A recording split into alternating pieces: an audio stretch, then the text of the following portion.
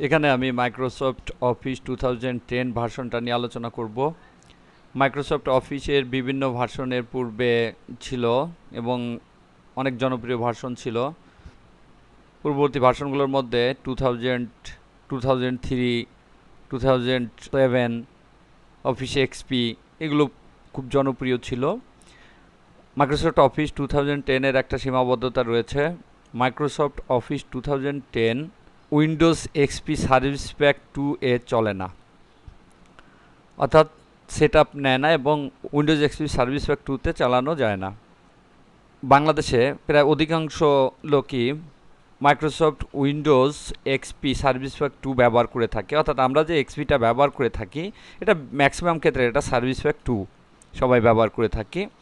কিছু লোক আছে যারা সার্ভিস প্যাক 3 ব্যবহার করে থাকে, আর কিছু আছে যারা মাইক্রোসফট উইন্ডোজ 7 ব্যবহার করে থাকে।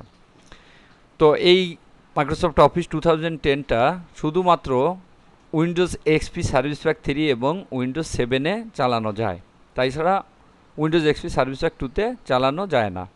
খেয়াল রাখতে হবে, আমরা যদি কখনও Microsoft Windows XP service pack 2-তে মাইক্রোসফট অফিস 2010টা সেট আপ দিতে যাই, তাহলে একটা মেসেজ দেবে এবং সেখানে বলবে যে এটা উইন্ডোজ এক্সপি সার্ভিস প্যাক 2-এ চালানো যাবে না, এই ধরনের একটা মেসেজ দিয়ে থেমে যাবে। তাই আমাদেরকে প্রথমেই খেয়াল রাখতে হবে যে মাইক্রোসফট অফিস 2010 চালানোর জন্য অবশ্যই উইন্ডোজ এক্সপি সার্ভিস প্যাক 3 অথবা উইন্ডোজ 7 সেট আপ দিতে হবে, তারপর সেখানে মাইক্রোসফট অফিস 2010টা সেট আপ দিতে হবে।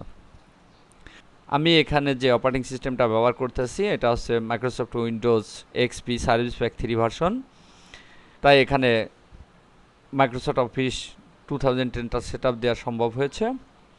এখন এখান থেকে কিভাবে মাইক্রোসফট অফিস 2010-এ প্রবেশ করব তাই দেখব। প্রথমে আমি দেখাবো মাইক্রোসফট ওয়ার্ড 2010 স্টাইল এক্সপি, এখানে ক্লিক করলাম, প্রোগ্রামস, মাইক্রোসফট অফিস,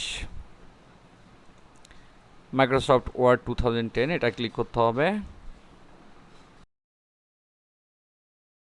তাহলে মাইক্রোসফট ওয়ার্ড 2010 ওপেন হবে।